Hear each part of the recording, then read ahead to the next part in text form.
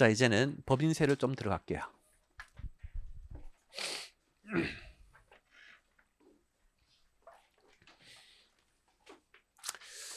자, 어떻게 우리 이제 부가세 열심히 했는데 실력이 좀 는 것 같아요? 그런 건 질문하지 마. 내가 알아서 할 거예요. 그래도 강의한 사람으로서 궁금하잖아요. 부가세는 반드시 고득점 해야 될 파트예요. 법인세는 어렵게 나오면 정말로 어려워요. 특히나 이제 작년 뭐 세무사 2차 시험이 그랬었죠.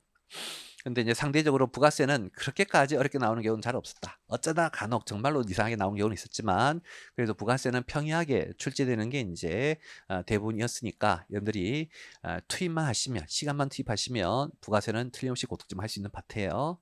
공부 좀 열심히 해주시고. 자, 이제는 법인세를 좀 들어가 볼게요. 법인세 이제 1장 중에 앞쪽에 뭐 사업윤회라든지 납세의지와 관련된 것은 뭐 2차 시험하고 무관하니까 좀 넘어가시고 세무정부터 볼게요. 여기 8쪽. 우리 이제 법인의 이제 법인세라는 것은 법인의 소득을 구하는 세금이고, 그때 법인의 소득을 이제 구할 때 어떤 법인에 이제 순자산 증가, 순자산 감소 거래가 있었다면 이것은 1년에 무수히 많은 거래가 있었을 것이기 때문에 회계학은 순자산 증가한 거 수익, 감소한 거 비용으로 다 기록했다가 연말에 가서 수익 비용 다 고려해서 당기순이익을 구할 것이고, 그 다음에 이제 우리 법인세인데 법인세도 법인의 소득을 구하는 세금이기 때문에 순자산 증가에서 번 거, 입금, 순자산 감소에서 손해본 거, 순금 해서 모든 입금과 모든 송금의 차이를 각사의 소득으로 과세해요. 그래서 기본적으로 회계학의 당기순이익과 세법의 각서소득은 유사하지만 안타깝게도 100% 같은 게 아니라 일부 차이가 있죠. 그랬을 때 이 수익 입금과 비용 송금의 일부 차이가 있다면 원칙적으로 회사의 경리과장은 회계학 기준 장부도 계상하고 세법 기준 장부도 계상해서 각각 구해야 되겠지만 그렇게 되면 너무나 번거롭다는 거예요. 그래서 현재 세법은 수익 입금과 비용 송금은 대부분 일치하니까 평소에 장부를 적을 때는 뭘로만 회계학 기준으로 장부만 적고 대신 나중에 세금 신고할 때 수익 입금, 비용 송금의 차이들만 별도로 조정해서 알려주래죠. 그때 그 조정을 할 때 부근 수익이 아닌데 세법만 입금인 금액이 있으면 그거 더하는 거 입금산입이고 반대의 경우는 입금산입. 그 다음에 송금에도 마찬가지로 그런 게 좀 있겠죠. 그때 다시 이제 이렇게 해서 입금과 이렇게 해서 손금 구할 수 있는데 현재 법은 입금 구해서 송금 빼서 이렇게 구하는 직접법으로 하지 말고 간접법으로 출발을 어디에서 하자? 당기순이익에서 출발하고 그때 당기순이익과 각사수익 차익은 이 네 가지 항목들일 것이니까 이 네 가지 항목들을 반영해서 구하는 것이겠고 그때 입금산입과 송금물산입은 더해야 될 금액일 것이겠고 반대로 얘들은 차감해야 될 금액이니까 우리는 더하는 것을 가산조정 빼는 것을 차감조정이라고 하고 전부를 합쳐서 세무조정이라고 하죠. 그때 이러한 세무조정은 반드시 과세관청에 서류로 작성해서 제출해야 될 것이고 그때의 서류를 우리는 뭐라고? 소득금액 조정합계표라고 하는 것이고 그때 주의할 거. 기본적으로 이 소득금액 조정합계표는 이 법인 사업자의 모든 세무조정을 반영하는 것이지만 모든 세무조정 중에 딱 두 종류는 반영하지 말래요. 기부금 한도 초과하고 과거 기부금 한도 초과액의 2월 송금산인만큼은 소득금액 조정합계표에 기재하지 않는 것이고 왜 기재하지 않아야 될 것인지는 나중에 이제 3장 기부금 파트 가서 제대로 설명할게요. 그래서 그냥 지금은 요 결론만 미리 소개하도록 그렇게 할게요.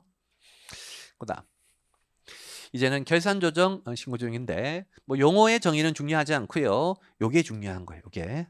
자, 먼저 용어의 정의를 볼 건데 결산조정은 분계를 의미하는 표현인 것이고 신고조정은 세무조정을 의미하는 표현인 거예요. 자, 밑에 이제 간단한 사례인데 굳이 필기할 필요 없어요. 현재 우리 회사가 이제 올해 거래를 해서 매출 10을 벌었대요. 그럼 10 벌었으니까 그게 최종적으로 각사소득이 얼마? 10이 들어가 줘야 될 것이고 그때 각사소득이 10 되는 방법에 두 가지가 있다는 거예요. 첫 번째 방법은 일반적인 회사들은 이렇게 매출했다면 장부에 매출이라고 이제 분계를 할 것이고 그렇게 하면 당기순이익이 10이 되었겠죠.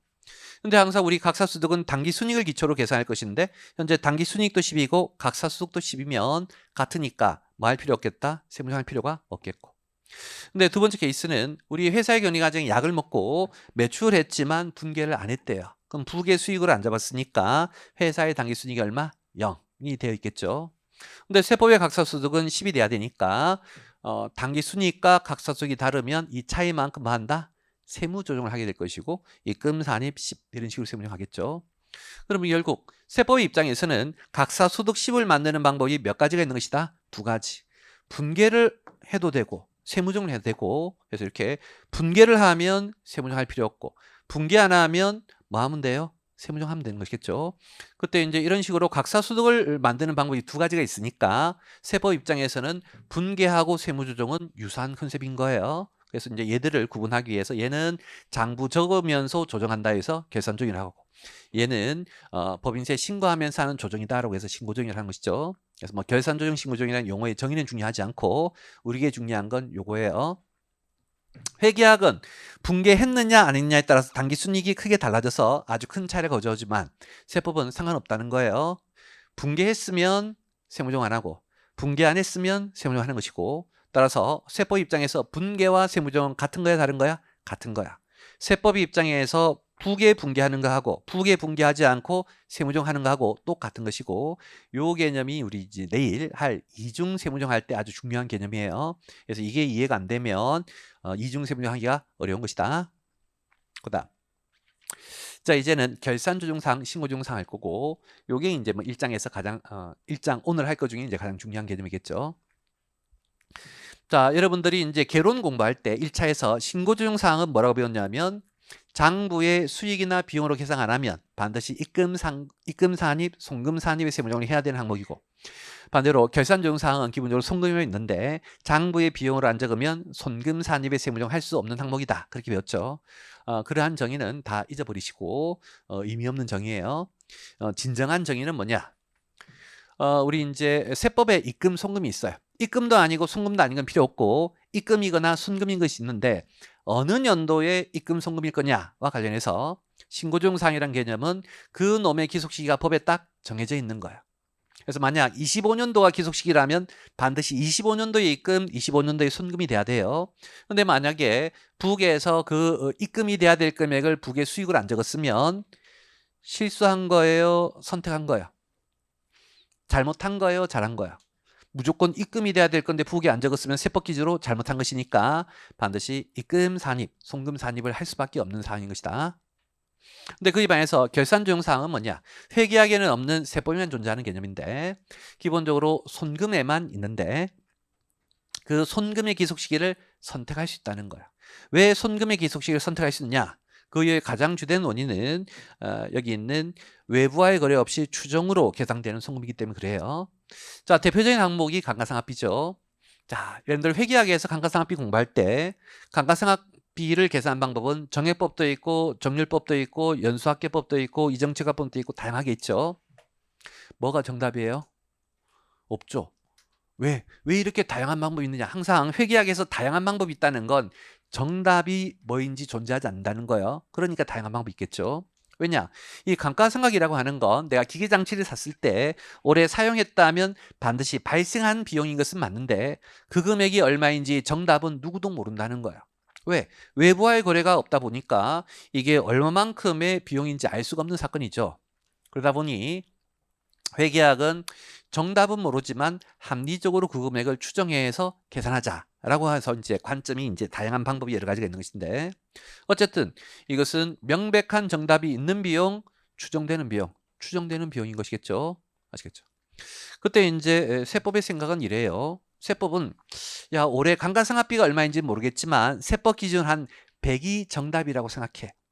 근데 회사 너의 생각도 한번 물어볼게. 근데 우리 회사는 올해 기계장치를 얼마 안 썼기 때문에 100이 정답이 아니라 80만 정답이라고 생각한다는 거예요. 그래서 장부에 80만 적었대.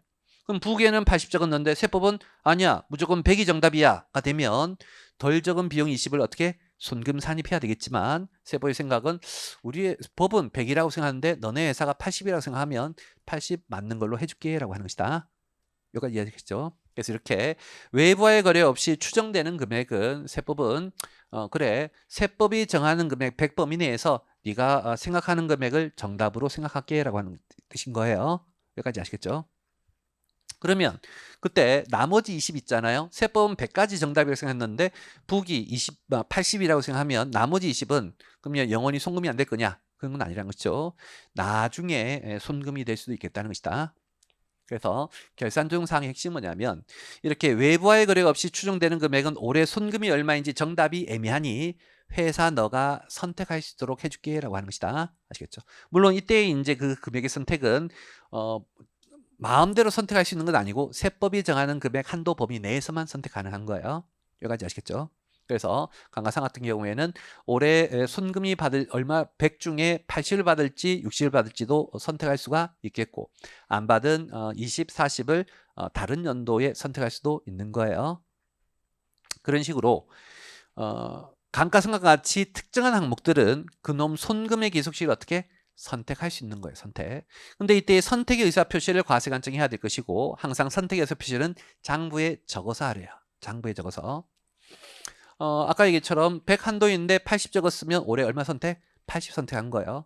그때 과세관청이 그래 너가 선택한 것만큼 송금 해주겠다 기본 가점인데 너 80 선택했지만 야 20도 송금 더 먹어가 되면 송금 산입시키는 거잖아요. 그래서 80만 송금이 되려면 덜 적은 20을 송금 산입하면 안 되는 것이겠죠.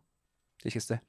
그러다 보니 이제 이러한 개념 때문에 얘는 세무정하고 얘는 세무정하지 않는다의 개념이 나온 것이지 이게 송금산입, 입금산입 하는 게 신고증상의 정의고 송금산입 안 하는 게 결산증상의 정의가 아닌 거예요. 신고사항과 결산증상의 정의는 손금이나 입금에 받아야 될 시점이 정해져 있느냐 선택할 수 있느냐의 차이인 것이다. 아시겠죠? 그 다음 그리고 또한 경정청구 관련해서도 차이가 있죠. 신고조용사항은 강제사항이기 때문에 경정청구 대상이 되고 결산조용사항은 선택사항이기 때문에 경정청구 대상이 아니에요. 자, 이게 이제 뭔 얘기인지를 사례를 들어서 이해해 볼 것이고 그 사례를 대손금 가지고 해볼게요. 우리 이미 부가세에서 대손세액 공제할 때도 대손금 요건 설명했었죠. 자, 빨리 같이 외우고 넘어가 볼게요. 제대로 된 설명은 나중에 6장 대손 충당 가서 할 거고 오늘은 이제 단순 암기할게요. 먼저 신고조용사항. 자, 신고조용사항은 이 대손의 발생이 너무나 명백해. 이 사건이 발생하면 무조건 손실이 100%예요. 99%예요, 100%예요. 100%이기 때문에 그 사건이 발생한 연도에만 손금이 되는 사건인 것이겠고 첫 번째가 소멸시효, 두 번째가 회생계획인가 혹은 법원 면책 결정에 따라 회수불능으로 확정. 그 다음에가 이제 신용회복 지연협약에 따라서 면책 확정. 경매 취소된 채권 중에 압류한 채권 중에 경매 취소가 된 거. 그 다음 두 번째 결산증사항. 결산증사항은 이 사건들이 발생하면 내가 못 받을 확률이 95%, 99%예요. 100%는 아니고 95% 정도 된다는 거예요. 그때 과세관청은 야, 우리 과세관청은 95%의 확률로 통상 대손이 되었으니까 올해 손금하는 거 할 수 있도록 해줄게. 다만 회사 너가 95%에 속할 놈인지 5%에 속할 놈인지 네가 판단하라는 거예요. 그때 우리 회사는 과세관청 세무서장님 저희 회사는 원래부터 운이 좋았습니다. 우리는 5% 예외에 해당해서 회수할 겁니다. 라고 장부에 비용 처리하지 않으면 그래 너는 그렇게 선택했다면 송금 아닌 걸로 인정하고 반대로 장부에 비용 선택했다면 대부분 회사인 95%에 선택했다면 세법도 인정할게라고 하는 것이죠. 자, 그러한 결산조용사항에 해당하는 것에 첫 번째가 우리가 이미 많이 했던 부도 발생에부터 몇 개월? 6개월이 경과한 수표음 그리고 외상매출금일 때는 꼭 내가 중소기업에 돼 있고 채무자의 파산, 사망, 행불, 형의 집행 등 그 다음에 회수계율 6개월 30만 원 이하 그 다음에 하회 공고 그 다음에 이제 중소기업 외상매출금 같은 경우에는 회수기일 2년 경과 뭐 이런 것도 있죠. 그럼 이거 가지고 이제 사례를 한번 이해해 보면 우리 회사의 채권이 X1년도에 소멸시효가 완성이 되었어요. 소멸시효 완성은 신고사항이고 무조건 어느 년도에 송금이다? X1년도에 송금이죠. 근데 북은 X2년도에 비용했죠. X2년도에 비용하더라도 세법 무조건 X1년도에만 손금이 돼야 될 것이고 근데 X1년도에 북에 비용 안 했으니까 우린 송금 산입. 반대로 여기는 송금 아닌데 비용했으니까 송금 불산입에 세무정 하겠죠. 까지는 뭐 우리가 1차 때도 많이 했던 쉬운 개념이죠. 자, 근데 현실은 우리 회사 X1년도에 소멸시효가 완성이 됐으면 100% 못 받는 거예요. 절대로 받을 수가 없어요. 그럼 해수불능이 100% 확실한데 왜 격리과장은 북에 안 적었을까? 대부분의 경우에는 소멸시효가 완성이 됐다는 사실을 몰랐기 때문인 거예요. 그러다 보니 이 세무정이라는 것도 기본적으로 법인이 신고할 때 하는 법인의 격리과장이 하는 것인데 법인의 격리과장이 이렇게 손금 산입 100 해야 된다는 사실을 알까 모를까? 몰랐겠죠. 따라서 대부분의 현실에서는 북에 비용 안 한 것은 송금 산입 세무정도 누락했을 거예요. 그랬다가 이 회사는 X2년도 가서 이 채권의 소멸시효가 완성했다는 것을 X2년도에나 인지해서 X2년도에 장부에 비용한 거예요. 자, 그럼 물어볼게요. 이놈 원래 X1년도에 손금이 돼야 될 건데 부계 비용도 안 해, 송금 산입도 안 해. 결산조정도 안 해, 신고정도 안 해. 따라서 X1년도에 송금 못 받았겠죠. 그럼 X1년도에 송금 못 받았으니까 이제 X2년도에 송금이 되면 돼요? 안 된다라고 하는 거예요. 과거 연도에 송금을 받았건 못 받았건과 상관없이 절대로 다른 연도에 송금이 될 수 없다가 신고정사항인 거예요. 법이 정하는 X1년도면 송금이 될 수 있는 거예요. 그러면 이 회사가 이 시점 X1년도에 송금을 못 받은 건 실수였던 거예요? 선택이었던 거예요? X1년도에만 송금이 될 것인데 X1년도에 송금 못 받았다 하면 이것은 실수인 것이지 X1년도에 송금 안 받기를 선택한 건 아닌 거예요. 그럼 항상 과세관청은 당초의 신고에 오류가 있으면 오류를 수정해 주겠다는 거예요. 그래서 우리 회사는 X1년도의 세금을 많이 냈어, 적게 냈어? 적게 냈겠죠. 송금 못 받았으니까. X1년도 세금 많이 냈으면 돌려주세요라고 경정 청구하는 게 가능한 거예요. 여기가 되시겠죠? 자, 근데 그에 반해서 결산증상 X1년도에 나의 채권 받을 게 있는데 거래처가 파산이 됐대요. 파산은 신고예요, 결산이야? 결산사인 거 아시겠죠? 그럼 과세관청은 X1년도에 손금 허용해 주겠지만 이 사건은 통상 한 99%여서 대부분은 못 받지만 예외 1% 받는 경우도 있으니 너가 선택해 라고 했고, 현재 회사는 X1년도에 적지 않고 X2년도에 적었다는 건 X2년의 송금액을 선택한 거잖아요. 그럼 세법은 X1년 송금, X2년 송금, X2년 송금이 되겠죠. X1년도에 송금될 수 있지만 선택 안 한 거예요. 그럼 송금 아니고 X2년도에 적었다는 건 X2년도에 송금액을 선택한 것이겠죠. X2년. 이런 식으로 이제 회사의 선택에 따라서 다른 연도에 송금이 될 수 있는 게 결산증사인 것이겠죠. 자, 그러면 이 시점 X1년도에 우리 회사가 이제 송금 못 받는데 X2년도에 가서 경리과장이 세무서장에 얘기하는 거예요. 세무사장님, 사실은 제가 X1년도에 거래처가 파산했지만 거래처가 파산했다는 사실을 인지를 못해서 장부에 못 적었습니다. 지금 X2년도에 그 사실을 처음으로 알았는데 우리 회사는 X2년도의 송금이기보다는 X1년도의 순금이기를 원합니다. 따라서 저 X1년도에 송금 못 본 거 세금 더 낸 거니까 돌려주세요라는 경정 청구를 할 수 있을 거냐와 관련해서 과세관청 해석은 이 시점 X1년도에 이 회사가 송금을 못 받은 건 실수로 못 먹은 거예요? 선택해서 못 먹은 거예요? 선택해서 못 먹은 걸 가보겠다는 거예요. 회사는 실수라고 주장하지만 인정 못하겠다. 무조건 뭐인 것으로? 선택인 것으로 간주하겠다는 거예요. 그럼 선택이었으니까 이 시점에 송금 안 먹은 건 오류가 아닌 거예요. 오류가 아니라 정상이었던 것이다. 그럼 오류가 없었으면 경정 청구하는 것이 불가능한 이런 개념이 되는 것이겠죠. 여기까지 이해하시겠죠? 자, 그러면 이제 하나 더. 여러분들 우리 이제 유인물로 나눠드린 거 보시면, 자, 이렇게 세법에서 경정 청구가 되고 안 되고의 이제 사건이 나눠지는데 그것의 기본 관점은 뭐냐? 신고 사항이냐 결산증 사항이냐가 경정 청구 대상이냐 아니냐의 개념이 아니라 핵심은 실수였느냐 선택이었느냐가 핵심인 거예요. 실수였느냐 선택이었느냐. 뭐가 실수인 거예요? 그 년도에 반드시 해야 될 건데 안 해서 혜택을 못 받았다면 그건 뭐인 것이다? 실수예요. 그러면 이제 그거 사례로 2월 결손 문제를 한번 예를 들어 볼 건데, 우리 회사가 이제 X1년도에 소득이 마이너스인 결손금이 발생을 했어요. 그랬다가 X1년도에 소득, X3년도에 소득이 발생을 했대. 그러면 당연히 옛날의 손실을 올해 소득에서 차감해 줘야 되겠죠. 그때 차감할 때 이 결손금 100원은 X2년 소득에서 차감해야 되겠죠. 소득이 있는데 과거 손실이 있으면 빼야 될 거잖아요. 근데 이 회사의 견의과장이 깜빡하고 못했대. 그래서 500으로 신고했고 과표를. X3년도에 그 사실을 처음으로 인지해서 X1년도에 뺄 수 있었는데 못 뺐네? 그럼 X1년도에 못 뺐으니까 X2년도에 빼야지 라고 해서 빼면 돼? 안 된다는 거예요. 이유는 이 2월 결손 문제는 강제예요. 강제.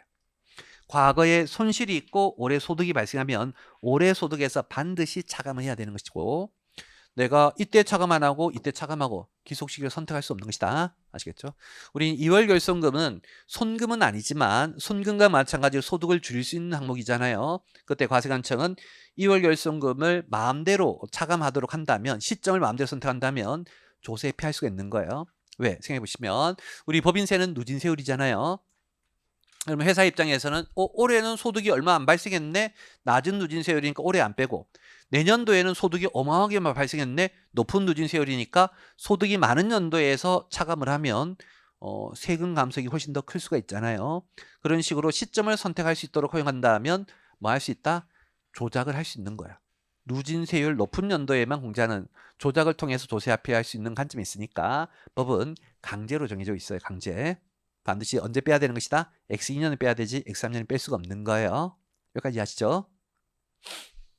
그러면 이 회사는 X3년도에도 못 뺀다는 사실을 이 시점에 인지를 했으면 결과적으로 X2년도의 세금을 더 낸 거잖아요. 그럼 더 낸 세금을 돌려달라고 경정 청구하는 것이 가능, 불가능?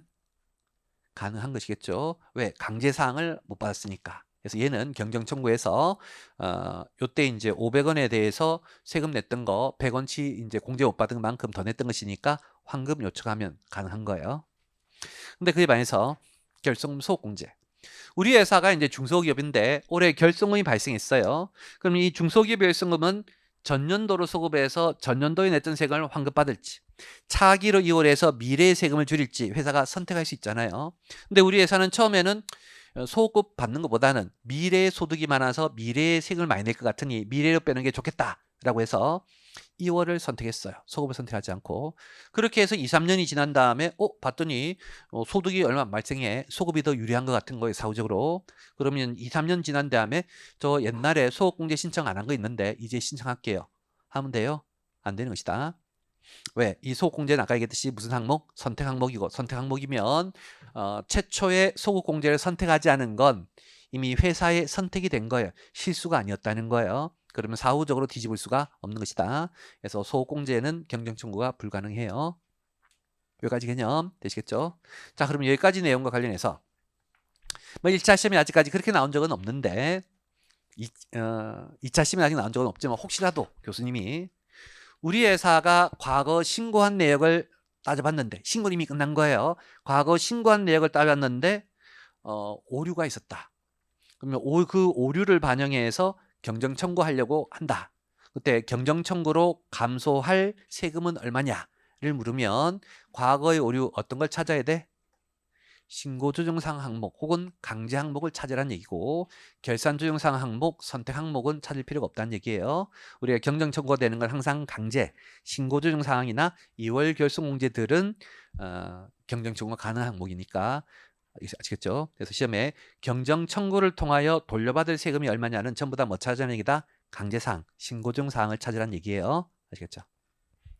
그다음 이제는 다시 교재로 돌아가서 이제는 어떤 게 신고조정사항이고 어떤 게 결산조정사항인지 요 항목들을 이제 공부를 할 것이고 그때 아까 이제 했던 기본 개념 신고조정사항들은 주로 외부와의 거래가 있는 거예요.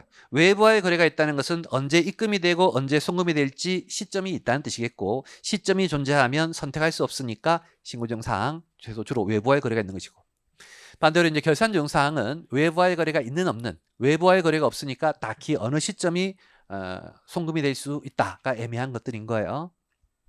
그래서 이제 외부와의 거래 없이 추정되는 것들이 이제 결산조정사항인데 그때 왼쪽이 원칙이고 오른쪽이 예외예요. 아시겠죠? 그때 이 오른쪽의 예외는 먼저 일단 손금에만 있고 입금에는 없어요. 왜 그럴 거냐면 자 생각해 보세요. 입금이란 건 내가 돈 번 건데 우리 회사는 올해 외부와의 거래가 전혀 없는데 가만히 있었더니 돈 벌었대. 존재할 수 있어요? 그런 거 있으면 좀 알려줘. 나 그거 해서 가만히 있는데 돈 한번 벌어보고 싶어요. 그런 건 존재할 수 없는 거예요. 그래서 항상 입금은 외부와의 거래가 있어야 되는 것이다. 이해하시겠죠?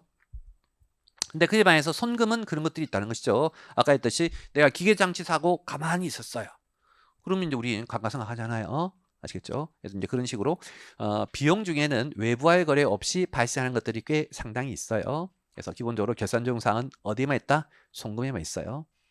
근데 이 개념을 그냥 금방 했던 것처럼 추정비용이라는 개념으로만 이해하시면 문제가 있어요. 자, 예를 하나 들어볼게요. 여러분들 회계학에서 4일차 상각비 배웠었죠?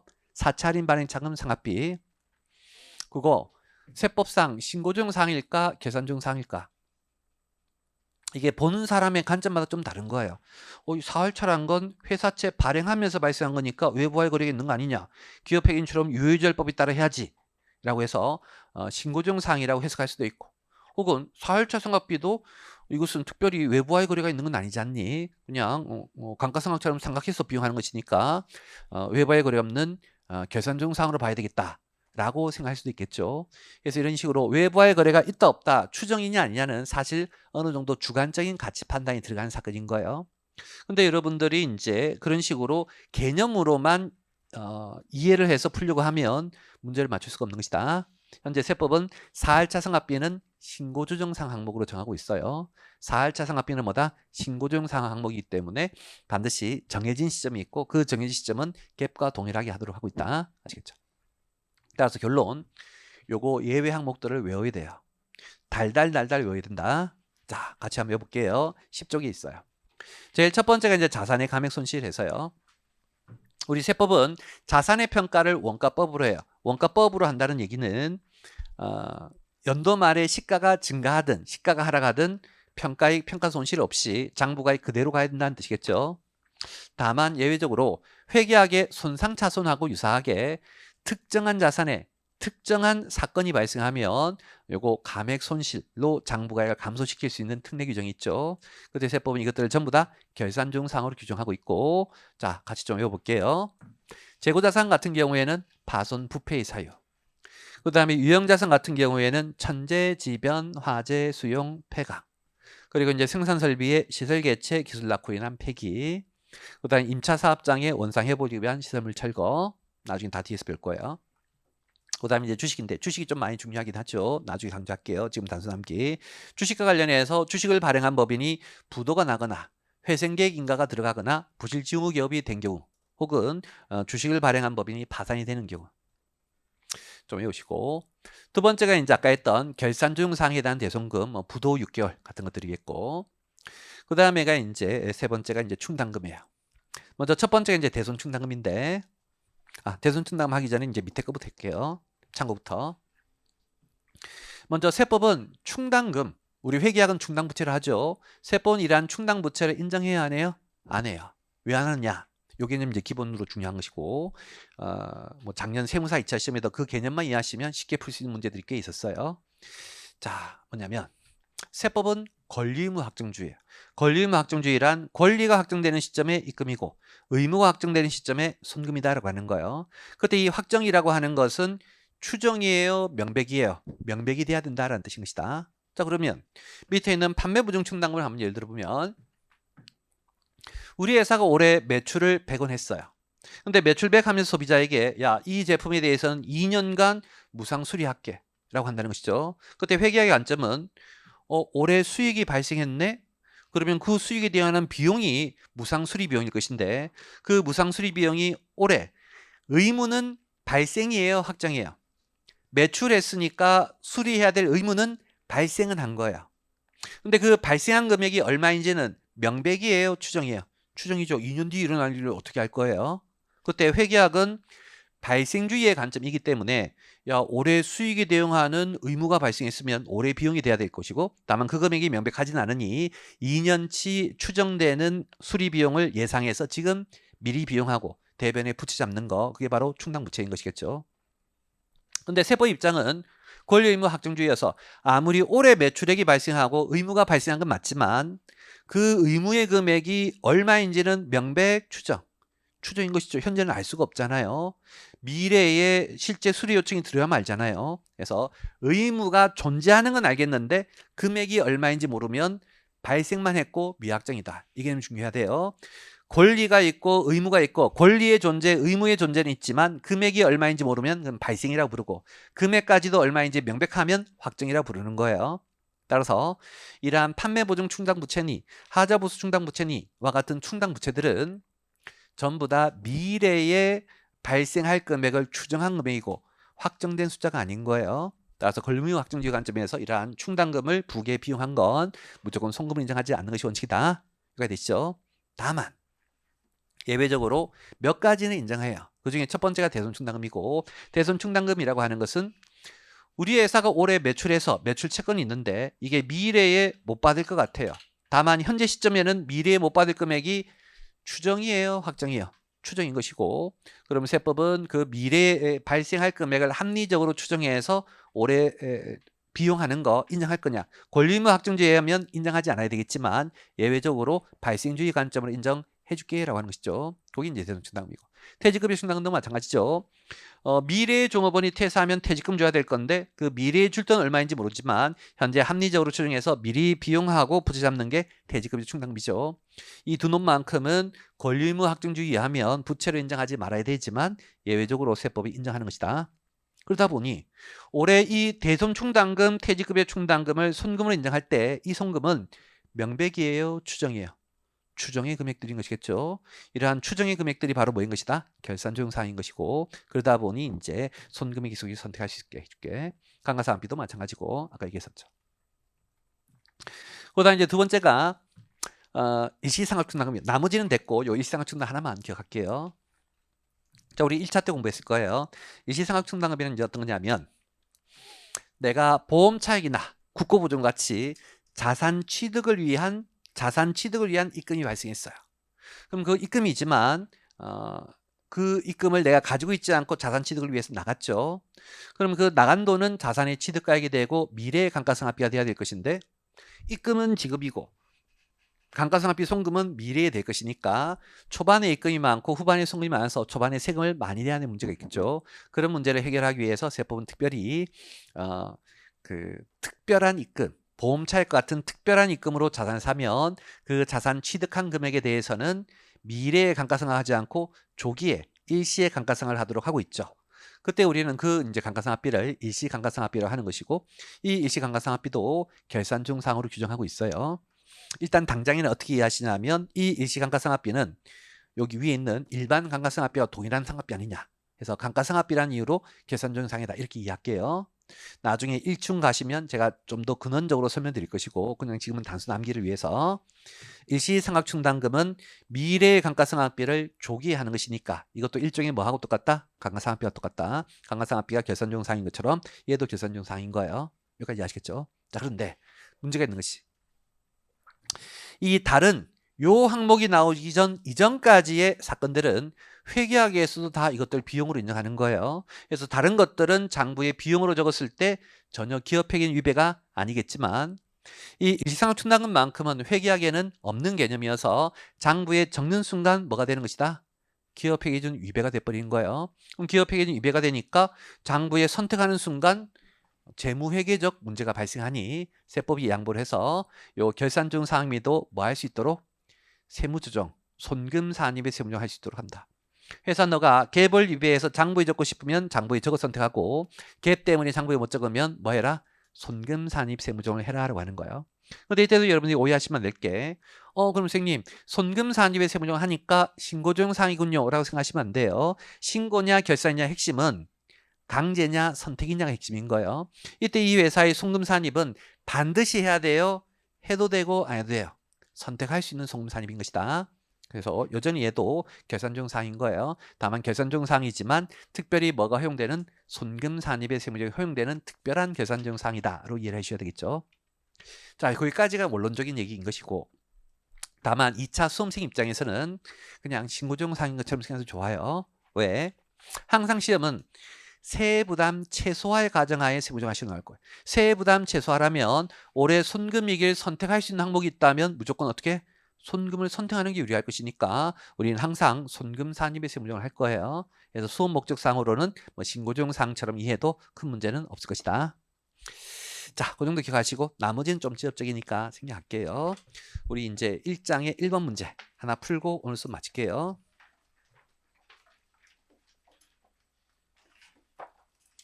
1장의 1번 문제.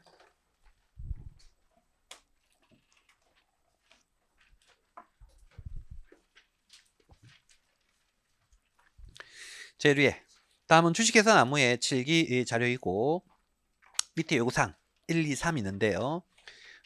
일단 이제 요구사항 1번만 먼저 한번 읽어볼게요.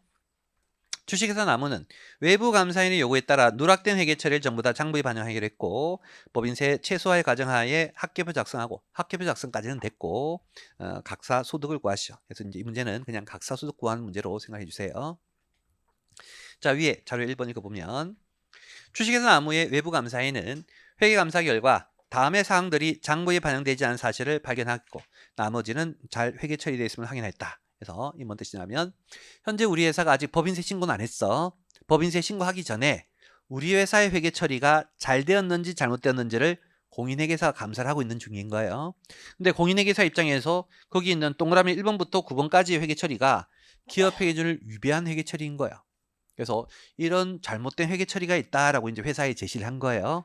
아시겠죠? 그래서 우리는 이제 것들이 전부 다 비용만 있고 그때 그 누락된 비용들의 성격을 우리는 좀 구분을 해 주셔야 돼요. 그래서 첫 번째는 장부의 누락된 비용.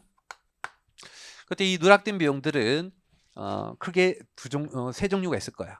먼저 첫 번째는 그것들 중에 손금인 것도 있고 손금이 아닌 것도 있고 송금불산인 거. 그리고 또한 손금이라면 다시 신고 조정사항 송금인 것도 있고 결산 조정사항 송금인 것도 있을 거예요. 그래서 이렇게 세 가지. 여러분들 기본적으로 우리가 신고사항이니 결산사항이니는 손금은 손금인데 천년 X1년도냐 X2년도냐 시점에 관한 얘기인 거예요. 아시겠죠? 근데 애초에 손금이 아닌 건 X1년도 송금이 아니고 X2년도 송금이 아니니까 신고사항이니 결산사항이니 개념은 없는 것이다. 아시겠죠? 그래서 누락된 비용은 이 세 개 중에 하나일 것이고 일단 요거 이제 분석부터 먼저 한번 해볼게요. 동그라미 1번에 시험용으로 소비된 재고자산의 원가 정상적인 소비죠? 그렇다면 송금이 될 것이고 두 번째 결산이에요? 신고예요? 신고. 왜 신고예요? 결산으로 열거된 예외 항목이 없으니까. 그럼 얘는 신고. 4배. 그 다음에 이제 두 번째 종업원 인건비 미지급액인데 종업원 인건비는 당연히 순금이겠고 신고예요? 결산이에요? 신고. 결산으로 규정된 바가 없었죠. 인건비. 6배. 그 다음에 이제 세 번째 부패되어 판매할 수 없게 된 재고자산의 평가손실에서 우리 원래 평가손실은 세법이 인정하지 않는 거지만 특정 자산에 특정 사유는 된다 했죠. 이게 바로 재고자산 같으면 파손이나 부패. 그래서 요거 송금은 송금인데 무슨 사항? 결산 조정 사항이 될 것이고.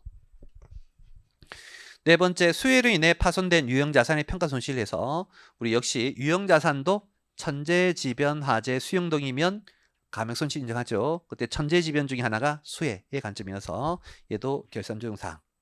금액은 1200. 그 다음에가 이제 다섯 번째 거래처의 파산으로 인해 해소할 수 없게 된 매출채권 대손금. 자, 대손금이죠. 대손금 중에서도 파산은 결산 조정 사항. 그래서 금액 600. 그 다음에가 이제 여섯 번째 소멸시효가 완성된 미수금 대소금. 소멸시효는 신고. 그 다음에 이제 일곱 번째 요거 좀 주의하셔야 돼요.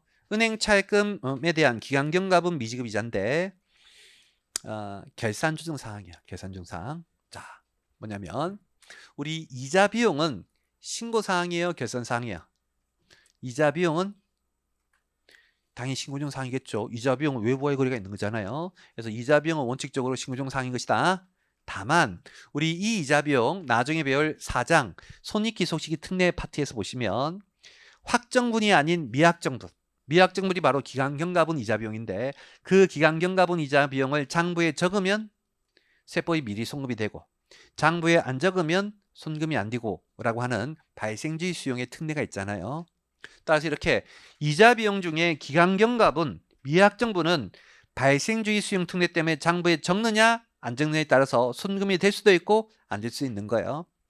그러다 보니까 요놈 이자 비용 자체는 신고정상이지만 현재 요 이자 비용이 기간경과분 이자 비용이잖아요. 기간경과분 이자 비용만큼은 요 문제를 풀 때 결산 조정사항과 동일한 효과를 가지는 거예요. 장부에 적으면 송금이 되고 장부에 안 적으면 송금이 안 되는 항목이기 때문에 아시겠죠? 그래서 요 문제 풀 때만큼은 얘는 결산 조정사항으로 분류를 하셔야 돼 있고 금방 했던 얘기가 이해가 안 되시면 뭐 전혀 상관없어요. 나중에 4장 가서 그때 설명할 때 요거 연결해서 이제 결산 조정사항 맞죠? 라고 다시 설명을 드릴 것이니까 지금 이해 못하시면 넘어가셔도 좋겠다. 다시 이제 여덟 번째 판매 보증 충당금 전입 누락. 참고로 전입이라는 표현은 차변의 비용 얼마 얼마, 대변의 충당금 얼마 얼마 이렇게 최초로 부채 잡으면서 비용 설정하는 것을 전입이라고 해요. 그래서 뭐 전입 설정 다 똑같은 표현인 것이다. 근데 이러한 판매 보증 충당금은 결산 사항이에요, 신고 사항이에요? 뭣도 아닌 거예요. 판매 보증 충당금 세법에서 인정하지 않는 비용이니까 애초에 뭐가 아닌 것이다? 손금이 아닌 거예요. 애초에 손금이 아닌 것이니까 신고 사항도 아니고 결산 사항도 아닌 그냥 손금 불산입 항목이 되는 것이다. 이렇게. 다시 9번째, 건물에 대한 감가상각비 누락액은 1,300이고 요 1,300은 감가상각비니까 결산 중 사항이겠죠. 자, 그러면 이제 이러한 누락 비용 분석 다 마무리해 보면 현재 누락한 비용 중에 우리 이제 신고 중 사항 금액이 다 합치니까 1,300, 결산 중 사항 금액이 3,400, 그리고 이제 송금 불산입 금액이 200. 그래서 이렇게 해서 5천만 원 이제 분석이 되었고, 현재 문제에서 요구하는 것은 각사 소득이에요. 그때 우리 이제 각사 소득은 당기 순이익에다가 입금 산입, 송금 불산입에 가산 조정은 더하고 다시 입금 불산입, 손금 산입에 차감 조정은 빼서 각사 소득을 구하죠. 자, 그걸 위한 자료가 밑에 주어져 있죠. 이 자료 2번에. 당기 세무정 자료는 다음 같다 해서 첫 번째, 회계감사 시 회사가 제시한 당기순이익은 2억. 그래서 여기 2억. 자, 그때 이 2억은 어떤 2억이냐면 회계감사할 때 회사가 제시한 당기순이익이라는 얘기는 위에 있는 오류들이 반영된 거, 반영되지 않은 거, 반영 안 된 거. 아까 위에 자료 1들이 뭐라고요? 공인회계사가 회사가 제시한 자료를 봤더니 발견되지 않은, 반영되지 않은 사항들이잖아요. 그럼 회사가 최초에 제시한 이 2억은 이 오류 5천이 차감되지, 비용으로 반영되지 않은 항목인 거예요. 아시겠죠? 여기까지 아시죠? 자, 그런데 이제 이 문제에서는 아까 요구사항 1번이 앞에 누락된 비용들을 전부 다 장부에 반영. 전부 다 장부에 반영. 부계예요, 부계. 요랬을 때에 이제 각사수를 구하라 했잖아요. 그럼 그 얘기인즉슨 아까 누락된 비용이 5천 있는데 회사가 최종적으로 공인회계사의 지적사항을 그래 공인회계사 네 얘기 맞네. 우리 회사가 갭입했네. 저 누락된 5천을 전부 다 장부에 비용할게. 그래서 최종적인 당기순이익 얼마다? 1억 5천이다 라는 뜻인 거예요. 여기까지 아시겠죠? 자, 그때 이제 세무정 어떻게 할 거냐를 볼 건데 먼저 동그라미 1번 끝에 손익계산서에 계상된 당기 법인세 비용은 2천이다. 그 법인세 비용 2천은 바로 이 뜻이에요. 회사가 최초에 2억 순이익 잡을 때 그 2억에서 부계 비용된 게 얼마 있다? 2천 있다는 거잖아요. 근데 아시다시피 우리 법인세 비용은 전부 다 송금불산의 항목. 왜 법인세 비용이 송금불산의 항목인지 나중에 우리가 공부를 할 것이고 다 알고 있을 거라 믿어요.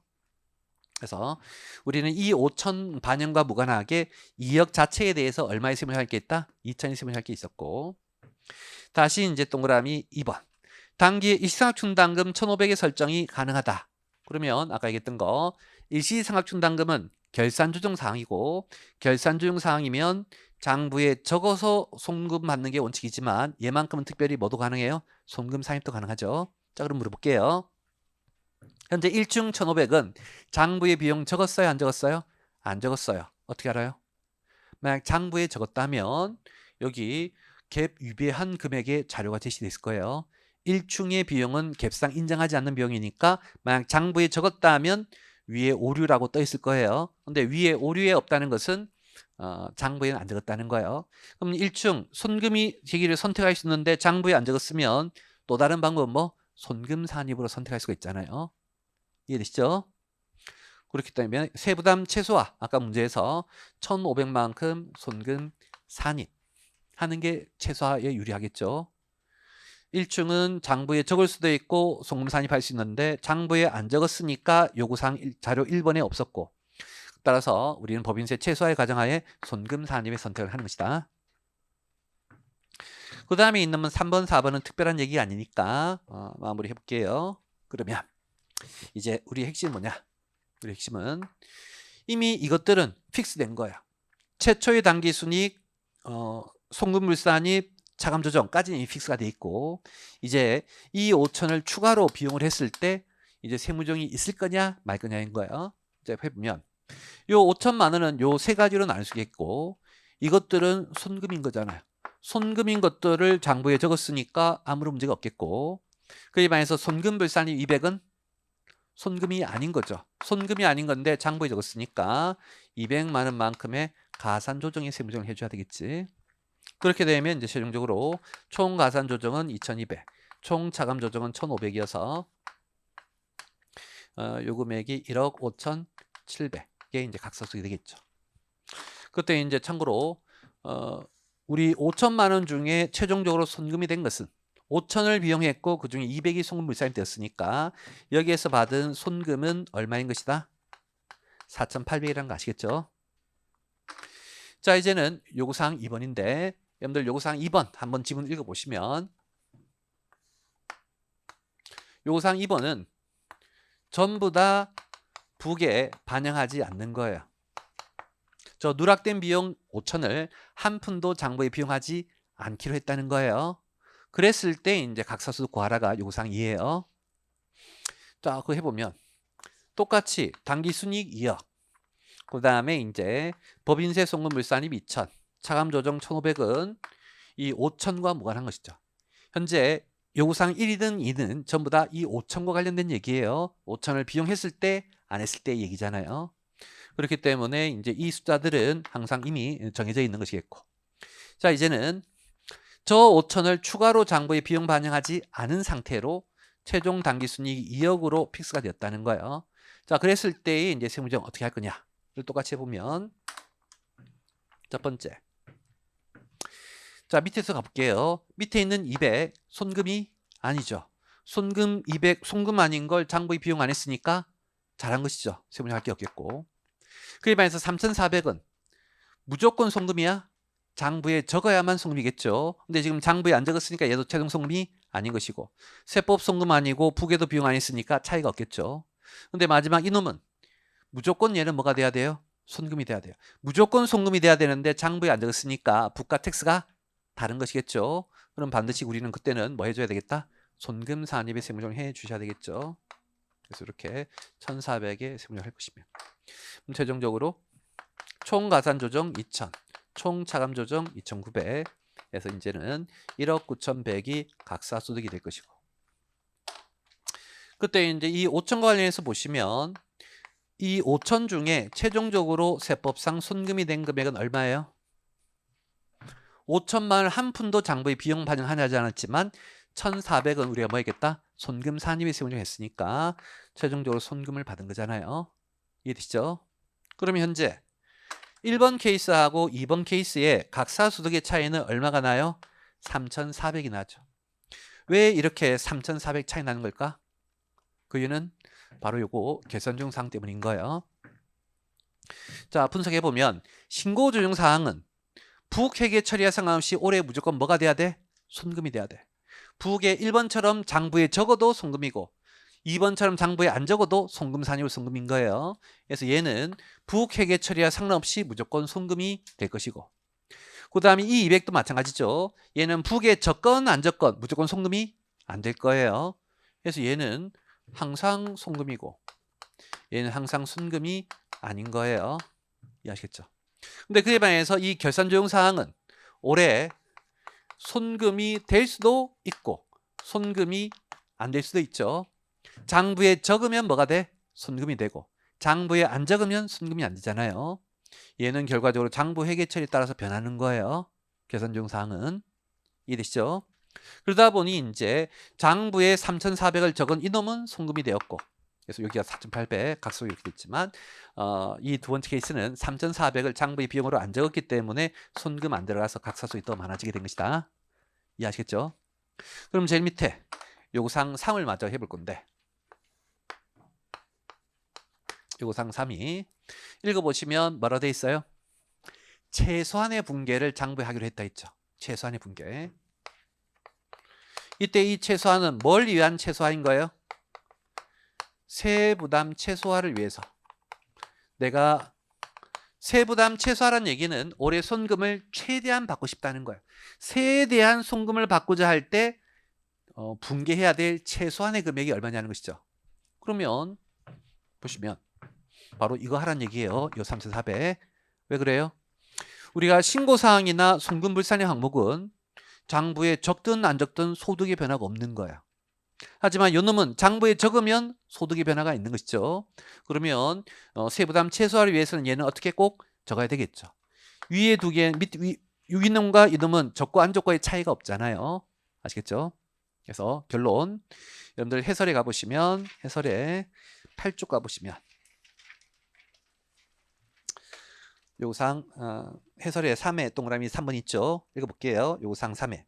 법인세 절감을 위한 최소한의 분계만 반영하는 경우란 결산종 사항 비용이 해당하는 금액만 분계하는 것을 의미한다. 왜냐하면 결산종 사항은 장부에 비용하면 송금이 되고 따라서 절감을 위해서 꼭 비용해야 되겠지만, 그러나 신고종 사항은 장부에 비용 하지 않더라도 송금 산입으로 송금이 되고, 송금물산 항목은 장부에 비용해도 송금으로 안 되는 것이니까 장부회계 처리와 상관이 없다라는 거, 금방 설명했던 걸 말로 길게 쓴 거 이해되시겠죠?